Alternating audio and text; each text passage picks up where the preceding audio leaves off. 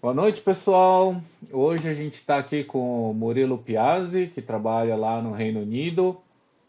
Ele vai falar sobre a nova ISO, né? Nova, nem tão nova, acho que já tem uns 2 anos, né? 2, 3 anos que ela foi lançada. Mas para explicar um pouquinho como ela funciona, tá? O que que muda dentro de um fluxo de trabalho BIM. E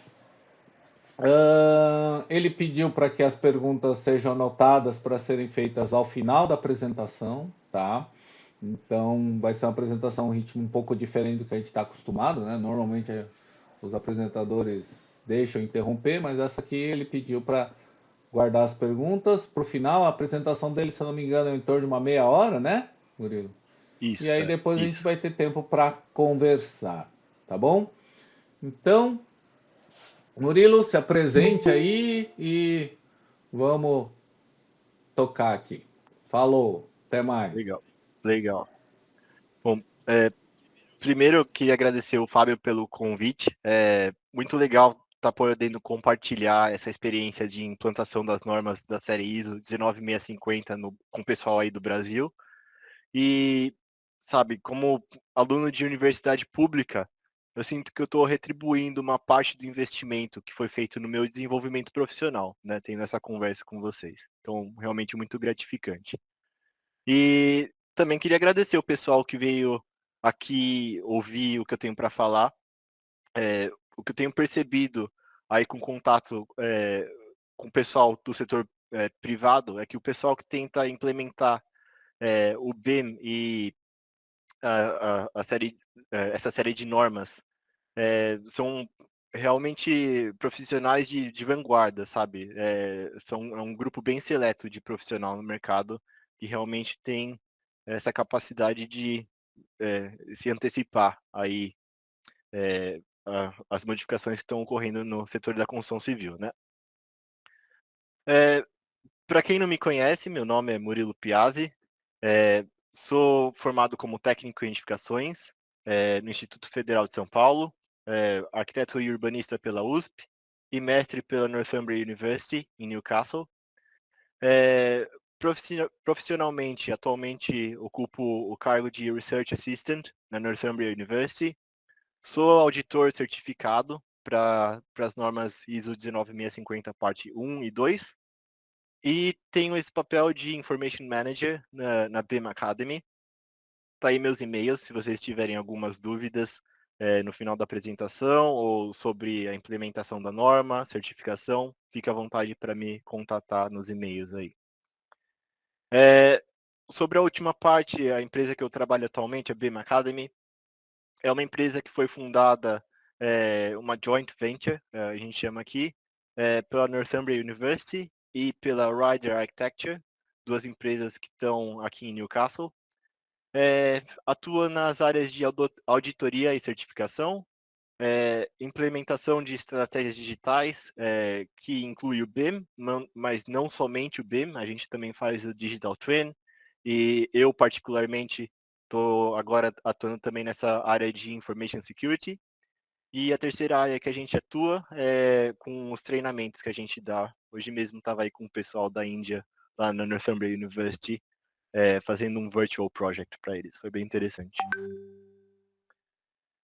Mas, bom, vamos agora focar no assunto daqui da apresentação, que é a ISO 19650.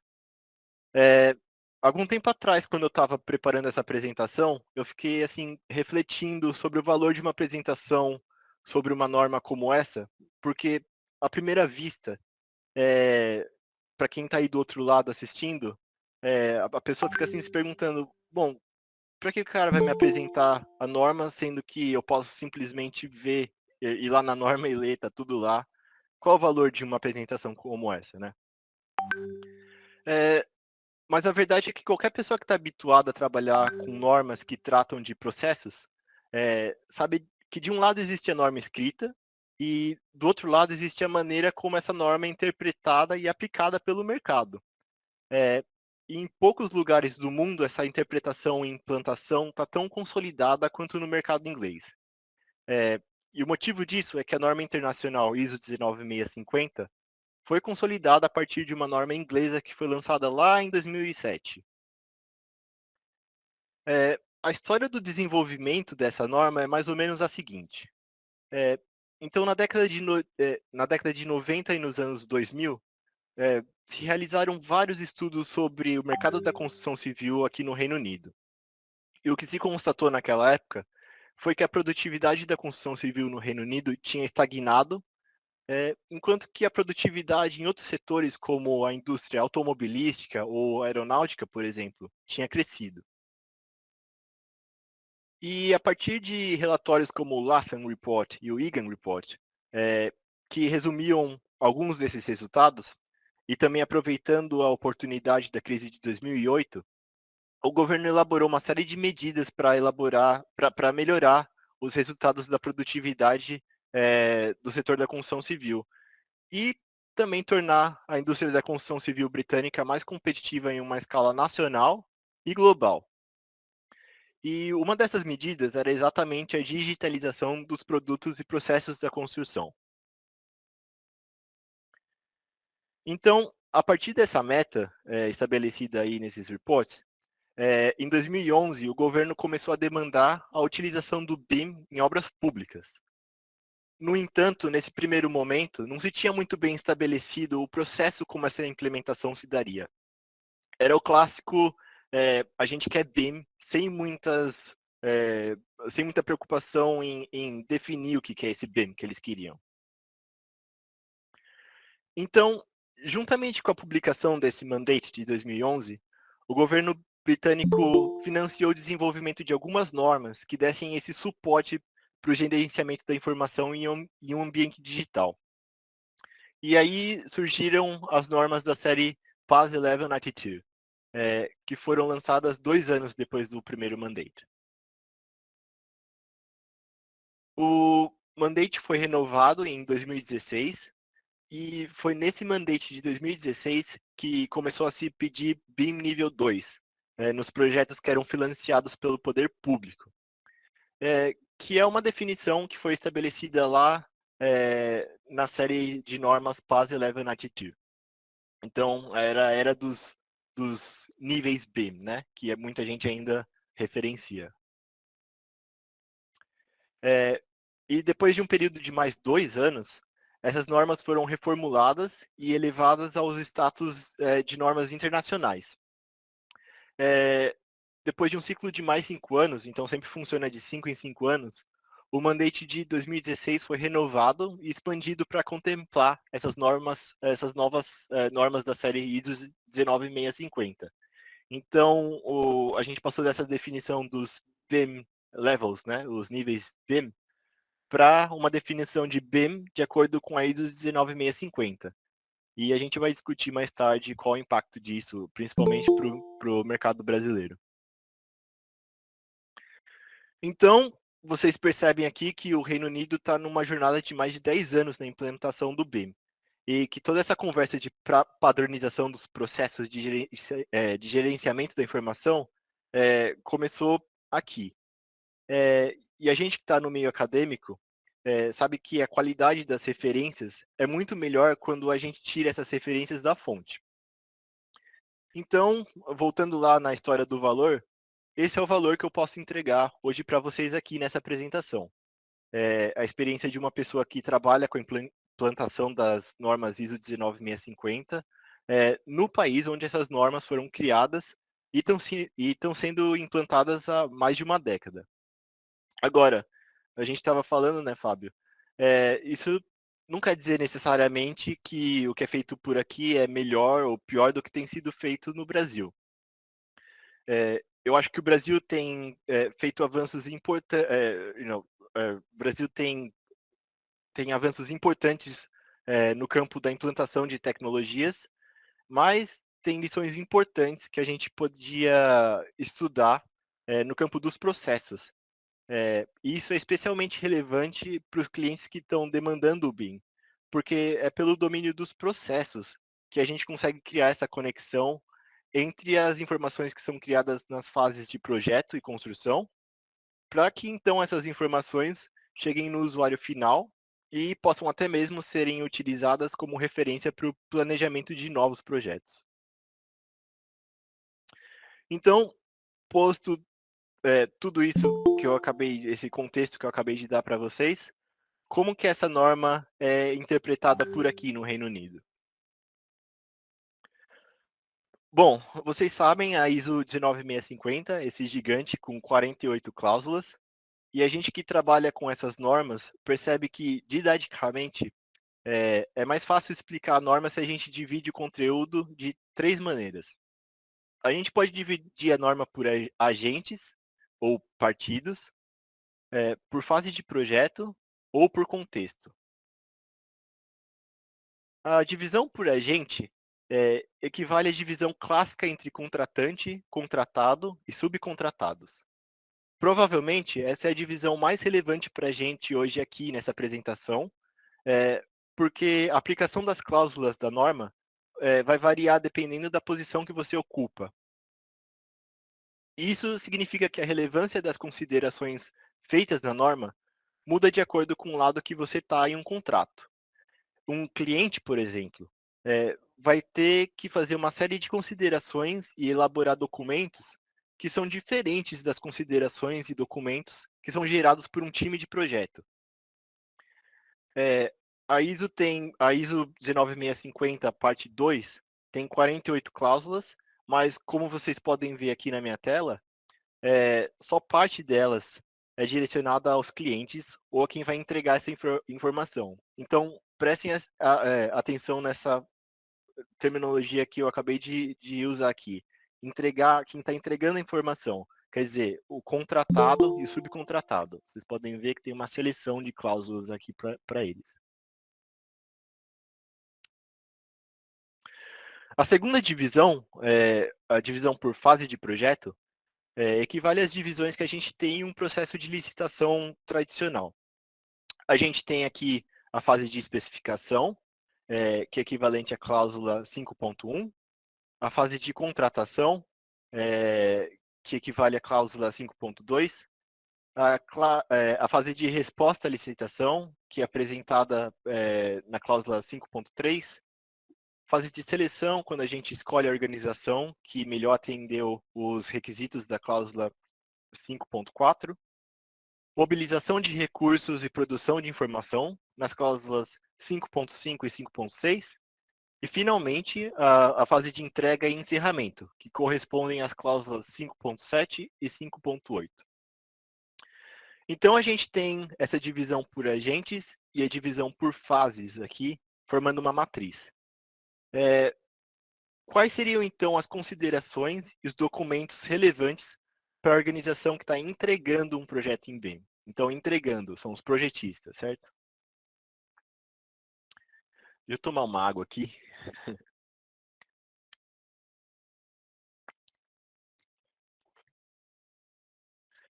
Bom, a primeira tarefa para quem está entregando um projeto é indicar alguém para a posição de gerente da informação, o que a gente chama aqui na Inglaterra de Information Manager.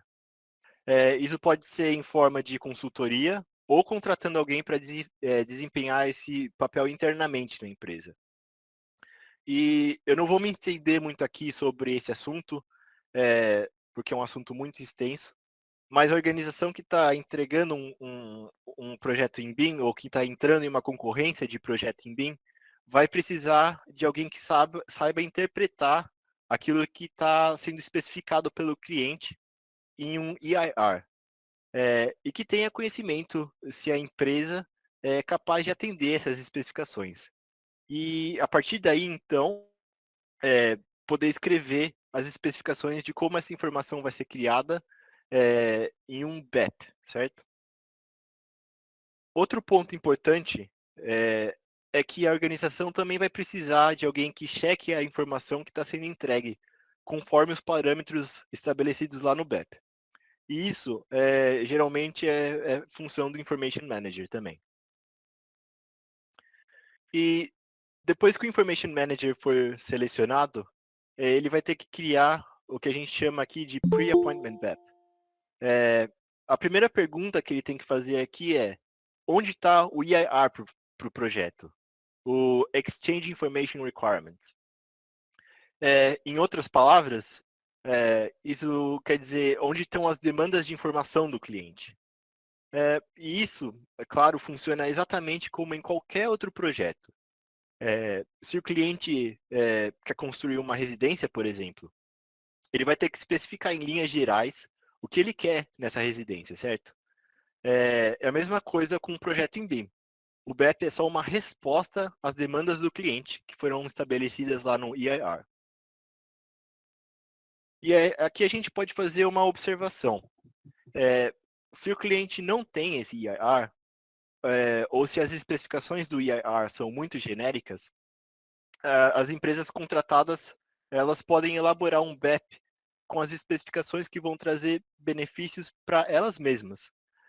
Por exemplo, se o cliente não tem uma convenção de nomenclatura para objetos, a gente pode sugerir o uso da nossa própria metodologia para isso. E isso vai economizar um bom tempo na elaboração do documento. Cada especificação e processo que for incluído no BEP vai estar relacionado com a capacidade que a equipe de projeto tem de entregar essas especificações. Por exemplo, se a gente está especificando a implantação de BIM para Facility Management, existe alguma comprovação que a equipe já implementou isso em algum projeto, por exemplo? Essa avaliação que a gente faz nesse ponto do processo vai estar em um relatório de competência e condição técnica da equipe de entrega, que é representado aqui pelas cláusulas 5.3.3 e 5.3.4. O próximo documento que o Information Manager vai ter que criar é o plano de mobilização da equipe de entrega. Esse documento está relacionado com o BEP e com o relatório de competência e condição técnica. Aqui a gente está descrevendo quando e como as ferramentas e os processos que foram estabelecidos lá no BEP vão ser testados. Se existir alguma lacuna na competência técnica das equipes, ou se estiver faltando algum software para a produção dos modelos e análises que porventura foram exigidas, aqui é o lugar onde a gente especifica os treinamentos e as atualizações que vão ser necessárias para que a gente possa cumprir com todas as especificações lá do BEP. E aí, finalmente, o último documento gerado na fase de resposta à licitação aqui é o registro de riscos da equipe de entrega. Aqui a gente vai listar os riscos da implementação do BIM no projeto e as ações que vão ser tomadas para mitigar esses riscos. Por exemplo, um dos riscos que a gente poderia ter em um projeto é se um dos times, por exemplo, o time de estrutura, nunca, vamos dizer que o time de estrutura nunca trabalhou em BIM. Isso é um risco para o projeto, certo? E uma ação possível para isso, uma ação de mitigação desse risco, poderia ser alocar algum tempo e recursos para o treinamento dessa equipe. Então, depois da fase de resposta à licitação, a gente chega na fase de contratação. E nessa fase a gente vai ter que confirmar as especificações do BEP com cada equipe de tarefa, e principalmente com o cliente. E aqui, principalmente aqui na Inglaterra, é comum que o cliente emita um relatório listando todas as lacunas e revisões que ele deseja que sejam feitas no BEP.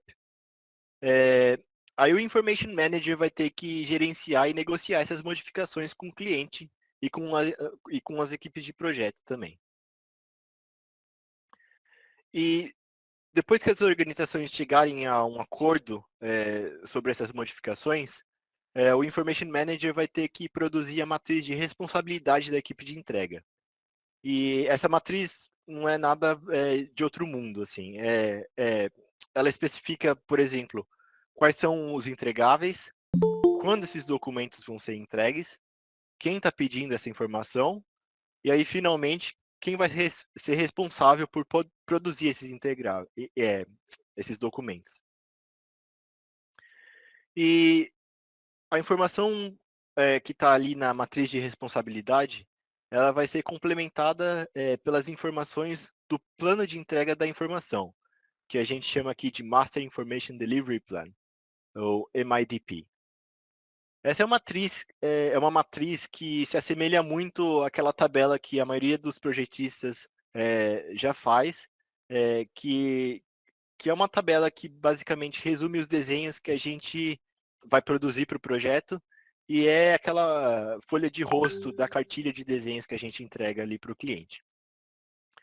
O MIDP é criado a partir da combinação dos TIDPs, que são fornecidos por todos os projetistas envolvidos no projeto. Por exemplo, os projetistas de estrutura, de MP, arquitetura, paisagismo, etc. Então, cada um vai ter o seu TIDP.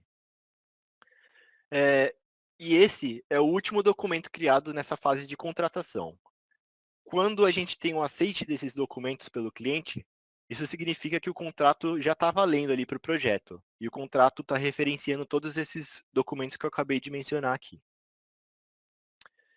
As próximas fases do processo, listado ali pela ISO 19650, são onde os times botam de fato a mão na massa e começam a produzir a informação nos modelos. A cláusula 5.5.1 é sobre a etapa de mobilização. Nessa etapa, os times que estão testando os processos e ferramentas que foram estabelecidos lá no BEP, conforme o plano de mobilização, estão interagindo ali para testar essas ferramentas que foram exigidas no BEP. Então, uma atividade comum nessa etapa, por exemplo, é o teste dos processos que estão ali estabelecidos no CDE e também o treinamento das equipes nas ferramentas que vão ser utilizadas no projeto. E o mais comum aqui é que se treine o mínimo do mínimo, assim, é que se treine a equipe na utilização do CDE, porque vocês sabem que as soluções variam de projeto para projeto. E aí, depois disso, a gente chega na fase de produção da informação e entrega do modelo. Aqui a gente tem 3 ciclos de produção, auditoria e revisão. O primeiro ciclo é feito internamente pela equipe de tarefa. O time tem que produzir o modelo de acordo com as especificações e recursos que foram disponibilizados lá no BEP. Depois que essa informação for criada, o time tem que checar se a informação está de acordo com o que foi estabelecido lá no BEP. E em um mundo ideal, o BEP deveria ter os parâmetros de checagem do modelo. Mas o que a gente vê é que geralmente a equipe tem que utilizar esses parâmetros se forem fornecidos, ou desenvolver os parâmetros baseados nas especificações do BEP para checar o modelo antes de ele ser compartilhado no CDE. Dependendo do resultado dessa auditoria interna, o modelo vai precisar ser revisado antes do upload para o CDI. Então, o time sempre tem que considerar esse tempo de eventual revisões no modelo. E isso tem que ser estabelecido lá no programa do projeto. O segundo ciclo de auditoria e revisão acontece no nível da empresa contratada, depois que os arquivos são compartilhados no CDE. É comum a gente ver isso quando uma empresa de arquitetura ou uma construtora está gerenciando os times de subcontratados. Nesses casos, as empresas subcontratadas, as empresas contratadas vão auditar os modelos das empresas subcontratadas para conferir se eles estão de acordo com as especificações do BEP. E aí, finalmente, o terceiro e último ciclo de auditoria acontece no nível da empresa contratante. Aqui, quem está realizando a auditoria é o cliente. E o objetivo aqui é auditar o modelo para conferir se ele atende aos requisitos do EIR, que foram lá confirmados pelo BEP. lembra, né, que o BEP é só uma resposta ao IAR. Então, essa auditoria é para confirmar se o modelo pode ser aceito como produto final do contrato. Dos 3 ciclos de auditoria, esse costuma ser o ciclo mais completo de auditoria. E geralmente o cliente contrata uma empresa externa para realizar essa auditoria, e aí essa auditoria é feita, obviamente, com base naquilo que foi estabelecido no BEP. Novamente, se a auditoria achar não conformidades, o modelo volta para a equipe de tarefa para ser corrigido ou complementado. Então, de novo, né, esse tempo sempre tem que ser considerado e descrito ali no BEP, esse tempo de revisão. A última tarefa do processo é capturar as lições aprendidas durante o projeto.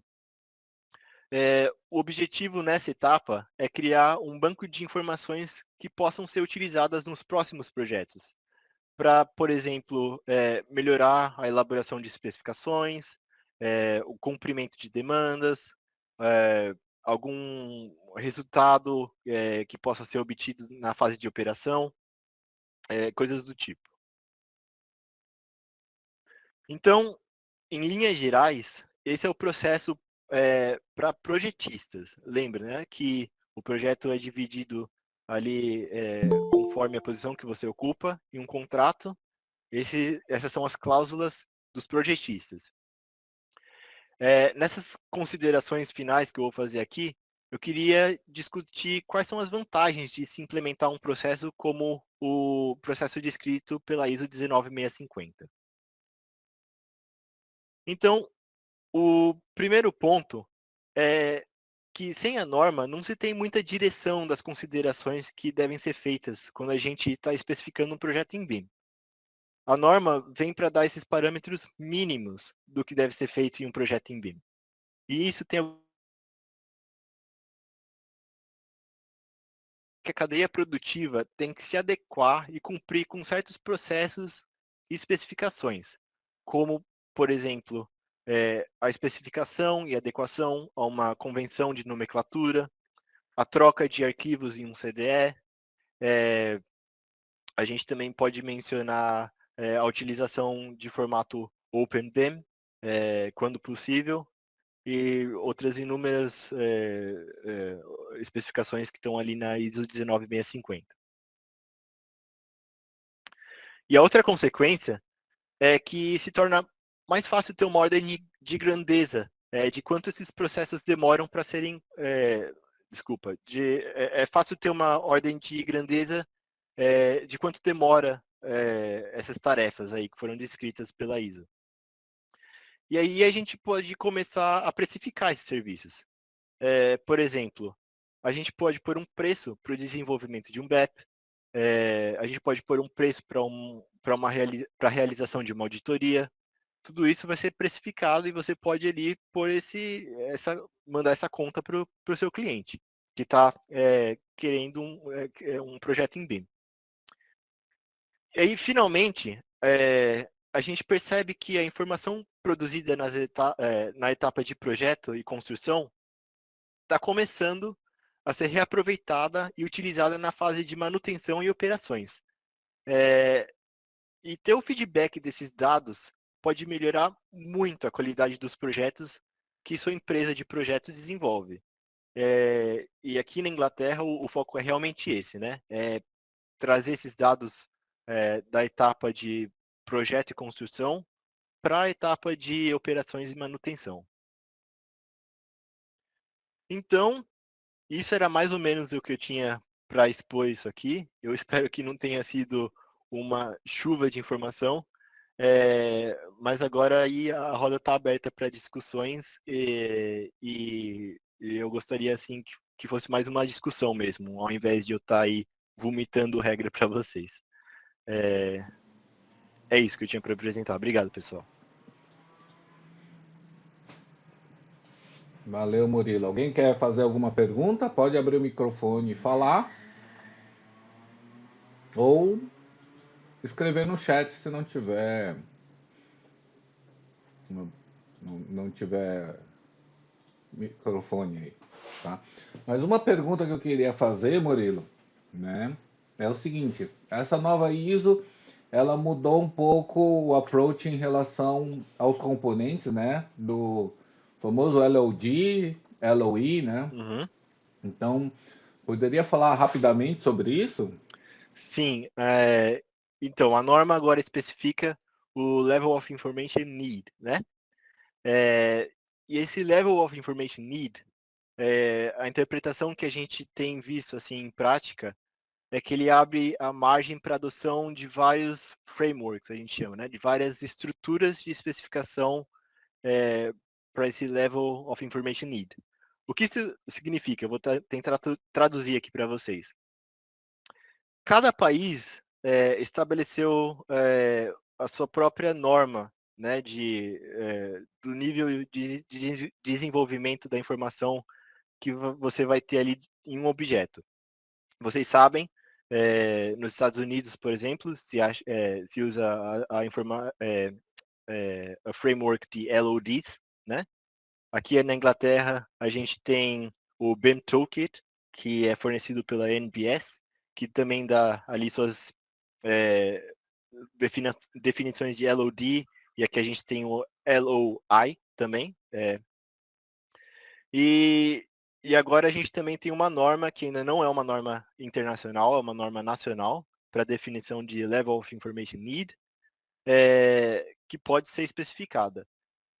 Como isso tem funcionado na prática e como a gente tem auditado, né, quem está tentando ali tirar a certificação da ISO 19650, como eles têm demonstrado isso ali na prática. Eles vão incluir essa cláusula de Level of Information Need no seu BEP. Se isso está vindo do cliente, vai ser vai ser incluído ali no EIR. E aí eles vão ter uma seção ali no BEP falando Level of Information Need. Qual é o framework que a gente está adotando? Isso pode ser o framework que já existe, né? Todos esses frameworks que eu acabei de mencionar, que vêm aí antigos. Então abre essa possibilidade para você continuar implementando essas definições antigas, mas também abre a possibilidade de você especificar o seu próprio Level of Information Need. Aqui na Inglaterra, na prática, isso tem sido adotado em um high level, num level de documentação, não num level do objeto que está ali inserido no modelo. Então, o que isso significa? A gente dá ali as definições do LOD que a gente tem, padrão da NBS, sabe, o nível 1, 2, 3 até o 5.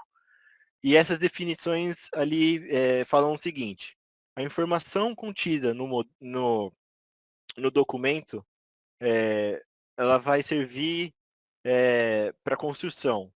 A informação contida no documento vai servir para a fase de conceito. A informação contida no documento vai tá adequada para um nível de definição dos materiais. Então, essa especificação que a gente tem é mais, a gente fala high level, né? Ela não está ali especificando diretamente, eu quero esse parâmetro com essa geometria, não tem isso aqui. Ela fala assim no nível do documento, no nível, vamos dizer ali, do PDF que vai ser gerado. O foco é bastante em informação e geometria suficiente para documentar, então.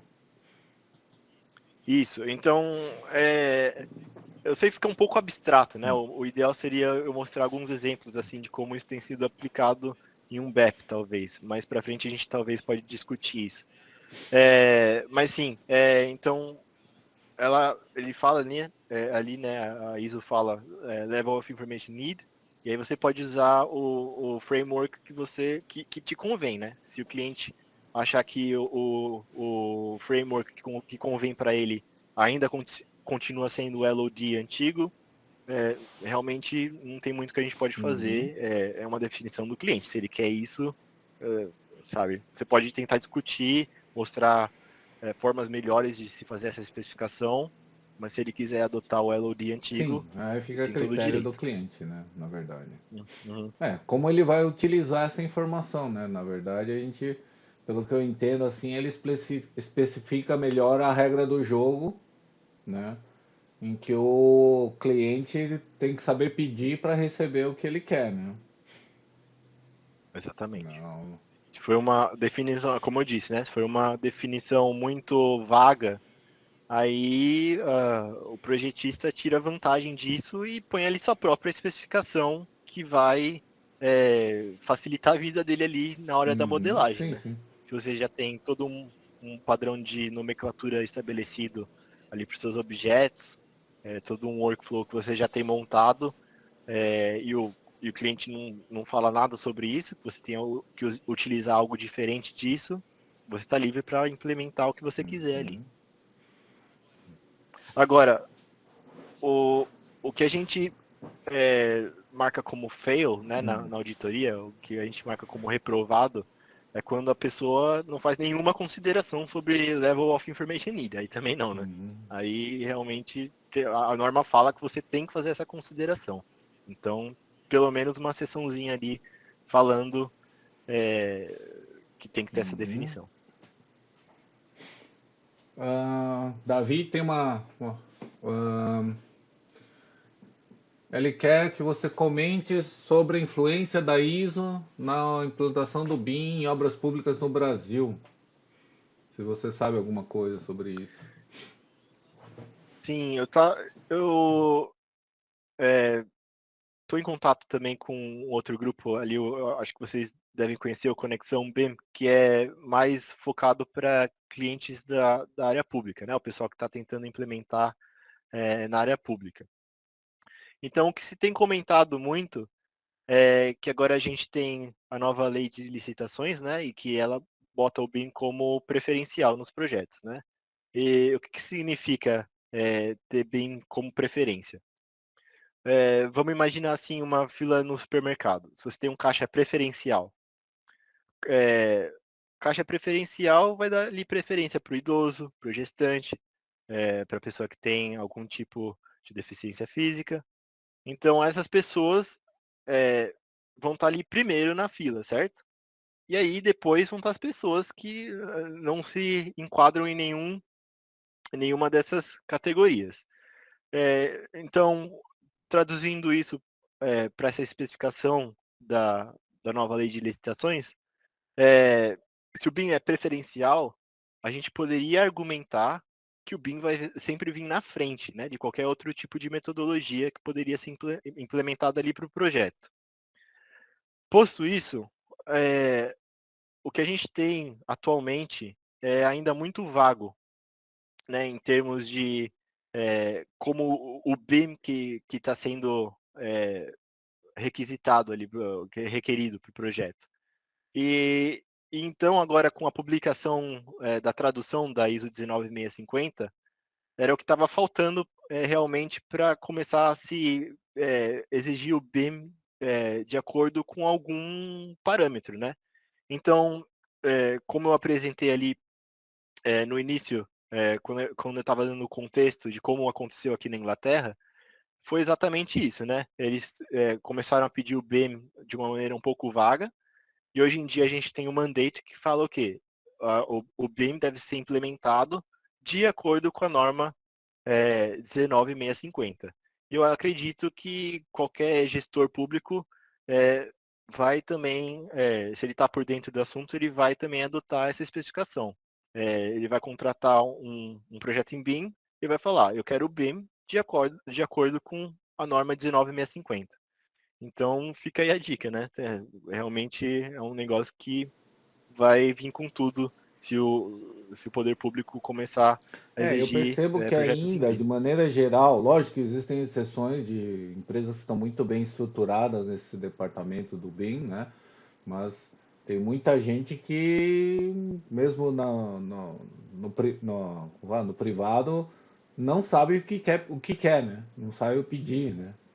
Então, eu acho que a gente está num processo de amadurecimento que talvez seja quando começou tudo isso aí na Inglaterra, né? Que aquele, o pessoal não sabe pedir, né? Então, de maneira geral, não vou dizer que o mercado como Uhum. um todo, mas acho que a grande maioria ainda tem dificuldades de estabelecer o que precisa, né?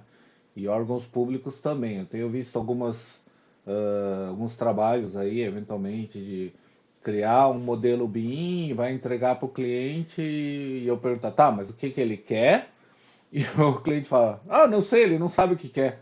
Aí entrega qualquer coisa que é aquilo lá que você falou, né? Aí o projetista pode se valer da falta de especificação para entregar alguma coisa que seja o suficiente para ele, né?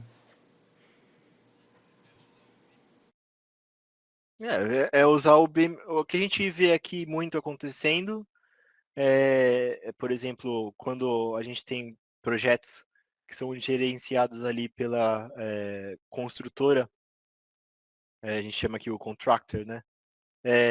Eles utilizam, claro, o BIM, mesmo não tendo uma especificação do cliente, né?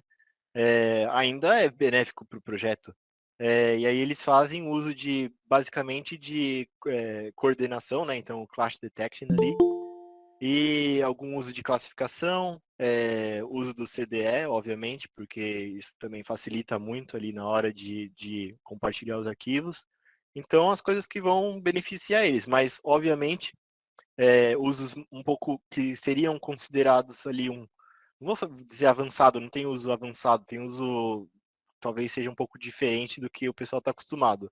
Mas um uso, por exemplo, de facility management, é, sabe, para que o cliente, para que o cara que está produzindo o projeto vai estar interessado em desenvolver isso? Porque não vai, né, Sim, sim. beneficiar ele, vai beneficiar o cliente, o usuário Então. final ali. O Hum. Vitor Gemolho aqui comentou que ele participou de uma reunião de uma construtora e o projeto não atendeu nem as expectativas iniciais do cliente, né? Então, realmente, isso é um negócio que, às vezes, o cliente pode ter uma expectativa muito alta ou muito baixa, né? E se ele não sabe explicitar, fica ruim para quem está Uhum. entregando, né?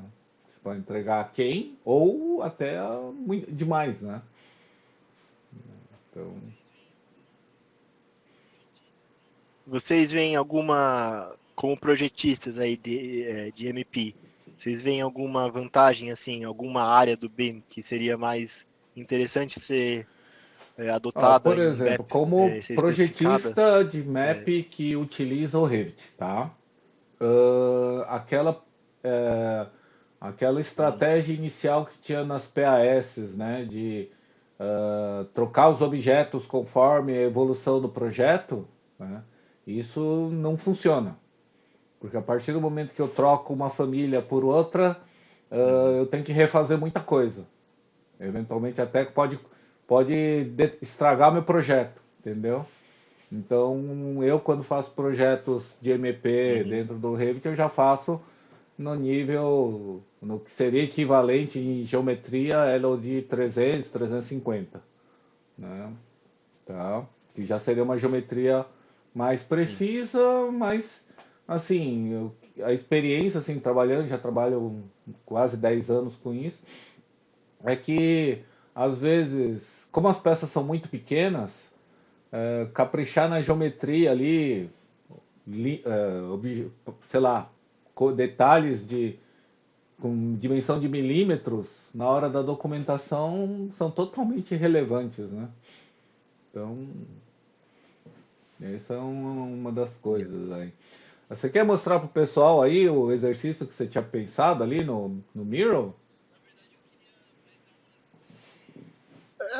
Na verdade, eu queria mais dar umas, Hum. queria dar mais umas Ah, ok. considerações, já que a Legal, gente legal. sobrou um tempo aqui, eu queria dar umas dicas em relação à ISO, né? Então, a ISO ali, se você ler a introdução da ISO, você vai ver que tem uma observação que às vezes passa batida, mas é realmente uma informação que é uma informação de ouro. Eu não posso compartilhar, infelizmente, o texto aqui, né, por questões de é, a gente chama de PI, eu não sei o termo em português, desculpa. É, como se chama? Desculpa, me fugiu a palavra. Mas enfim, na introdução, como eu disse, a norma é bastante extensa, né, nas considerações que você tem que fazer, mas a norma também fala que muitas dessas considerações são precedidas de um termo que eles usam que é o deve considerar. Então, o que isso significa, né? Em inglês é o shall consider. Toda cláusula que você vê ali, a contratante deve considerar tal, tal e tal. O contratado deve considerar a inclusão de tais itens no seu BEP. Então ele vai ter ali, várias cláusulas vão ter ali, deve considerar. Isso significa o quê? Você deve considerar, mas você também pode não considerar. Então isso economiza bastante seu trabalho. Obviamente vão ter cláusulas que não tem esse deve considerar, e Tá, aí então seriam isso daí é uma cláusulas meio exigência que que você tem que optativas, ter vamos no dizer assim. processo. Mas todas as totalmente optativas. Se você não incluir essas especificações que vêm depois do deve considerar no seu processo, e, por exemplo, eu vou auditar como você está gerenciando a sua informação no projeto e eu não ver essas coisas que vêm depois do deve Uhum. considerar, tá ok, É que o termo deve pass, considerar o shall não em tem problema nenhum. inglês, Agora, ele tem uma interpretação diferente do deve do português, né? O deve no português seria mais equivalente ao must, seria quase que uma obrigação, né? E o shall é um negócio optativo. Eu não sei como foi traduzido esse termo, uhum. mas é realmente uma diferença grande de interpretação. Foi traduzido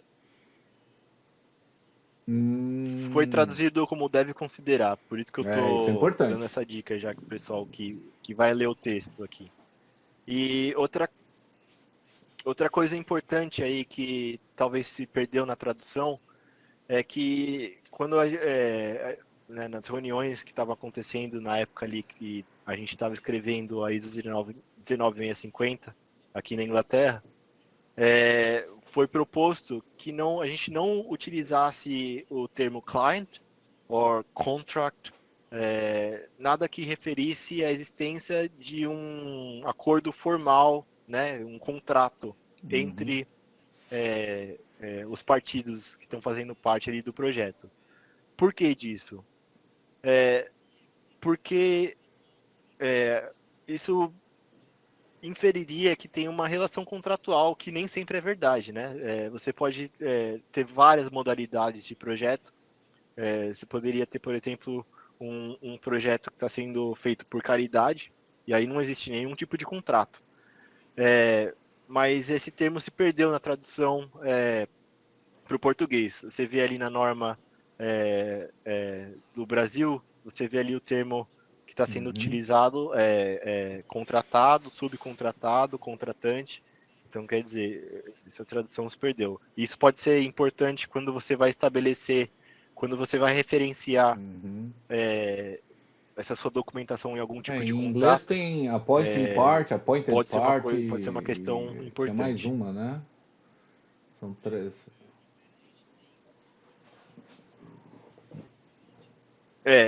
Em inglês a gente tem Uhum. o appointing party, né, que é o equivalente Ao a contratar. contratante, lead appointed party, equivalente a contratado, Entendi. e appointed Ah, bom party saber esses é detalhes, equivalente a pessoal. Essas são subcontratado, né, em informações português, na norma em bacanas. É português. lógico que como a norma foi traduzida aí, talvez com esses detalhes aí do português, pode levar a interpretações erradas, tá?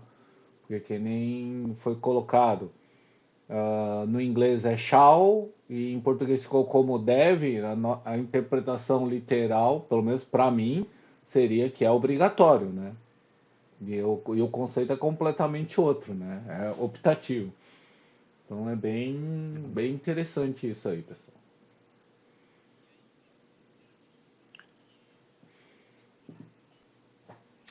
E aí tem uma consideração também que os tradutores da norma fizeram na versão em português, que eu achei bem legal, que foram, Sim, eles mantiveram PIR, os nomes, EIR. os acronyms, né, as siglas dos, dos documentos. Isso, qual que é, né, eu não tive, assim, nunca fui lá perguntar para eles pessoalmente, mas o que eu imagino, o pensamento por trás é poder botar o pessoal que está implementando essa norma no mercado brasileiro em pé de igualdade com o pessoal que está adotando o processo em outros locais do mundo. Isso quer dizer o quê? Que você, se você adota um processo ISO, você pode facilmente entrar em uma concorrência em outro país e chegar até a ganhar, porque sinceramente os preços que a gente tem no Brasil são de outro nível quando você compara com né, os preços que são cobrados aqui. Eu acredito que isso vai ser mais relevante na América Latina, porque talvez a realidade da construção civil, né, na Europa e no América Latina tenham muitos empecilhos para você começar a ter empresas concorrendo em um Ah, mercado e em outro. Mas na eu acredito que verdade, esse é o eu não motivo, sei se né, de isso tem a manter ver, né? esses Mas eu nomes participo lá como são do grupo originalmente. do Bing Dictionary. E ali Uhum, dentro do grupo do Bing Dictionary foi acordado, né, que esses acrônimos uhum, mais relevantes, né, não seriam traduzidos. Seria traduzido o termo, né, mas não seria traduzido o acrônimo justamente para facilitar o entendimento, uhum, né, nessas situações. É que nem ah, o BIM continua sendo BIM em vez de ser outra coisa, porque é a modelagem de informação para a construção. Então seria MIC. Ficaria um negócio talvez incompreensível para quem vem de fora, ou mesmo quando você vai sim. procurar informação na internet, você vai procurar MIC, não existe, entendeu? Tá? Então, eu acredito, e como teve gente da tradução que participava Exatamente. do Bing Dictionary, Uhum. acredito que isso foi feito um alinhamento, porque na verdade existe um alinhamento do Bing Dictionary com a ISO, tá?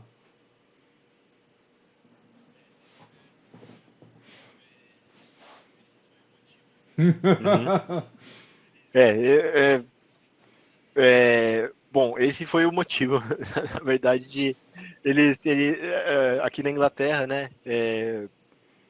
Por que que eles fizeram esses, né? O governo, como eu disse ali no início Uhum. da apresentação, o governo financiou, deu dinheiro para fazer as normas da série PAS 1192, né? PAS 1192 em português. Por quê, né? Porque depois o Uhum. padrão nacional virou norma internacional e a gente, Não, obviamente, tem com muito mais certeza. facilidade de E quem exportar aí os chega serviços primeiro tem chance de influenciar de mais, né? implementação da norma. É, uhum, Não, a gente tá quase acabando a uma é. hora, mas não tem um tempo limite, depende Bom, muito de eu não sei ti. como a gente está de tempo aí. Pessoal, querem É, aproveitar, fazer alguma pergunta, uhum, né? O pessoal do chat aí tá, tô olhando uhum. aqui no outro computador, tá bem tranquilo, mas quiserem fazer alguma pergunta, fazer alguma colocação, por favor, aproveitem aí, né? Senão a gente estaria agora quase encerrando a apresentação, tá?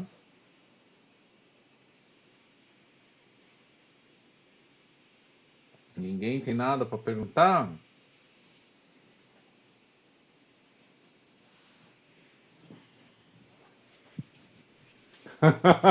Tá certo. Bom, se ninguém tem nada para perguntar, eu vou fazer meu último merchandising aqui. Bom, pessoal, a gente faz aí esse serviço de certificação e consultoria. Para quem tiver interessado, né? Ainda talvez não seja uma realidade para o pessoal do Brasil tirar certificação, mas como eu disse, também não é uma coisa que está tão distante.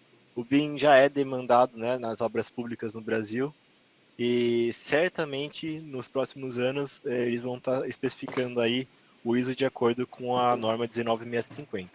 Então, se vocês estiverem procurando uma certificação ou uma consultoria de como implementar esse standard, fiquem à vontade para me contatar. E a gente também oferece treinamentos.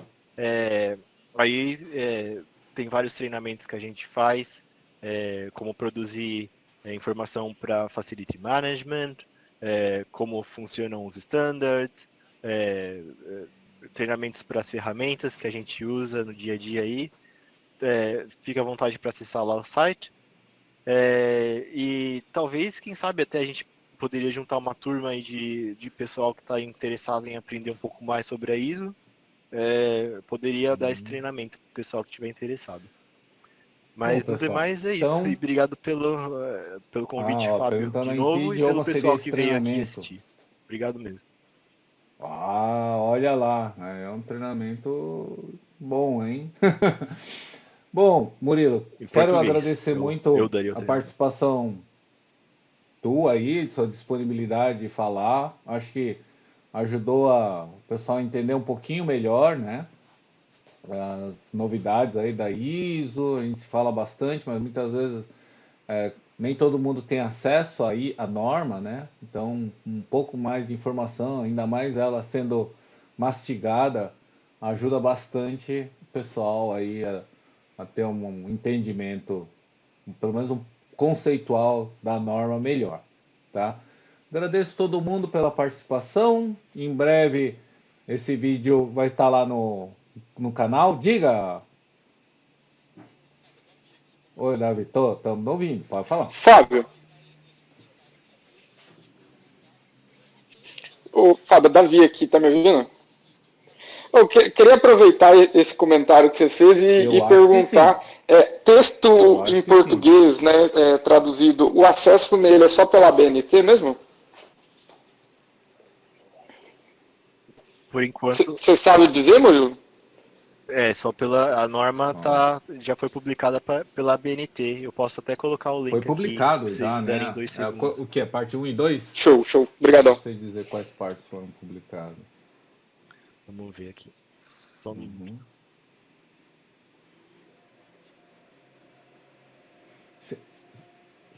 Uhum. As duas partes foram publicadas.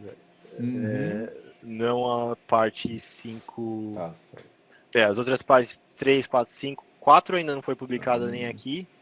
3 e 5 não foram Conseguiu traduzidas achar ainda. aí o link?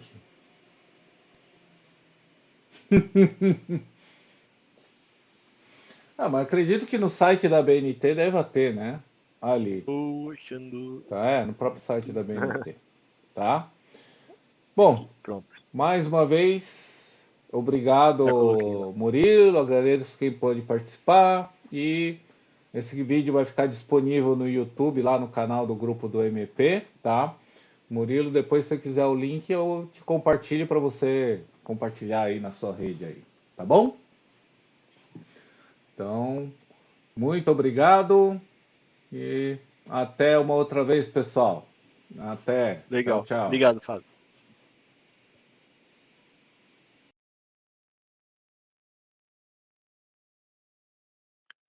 Até a próxima. Tchau, tchau.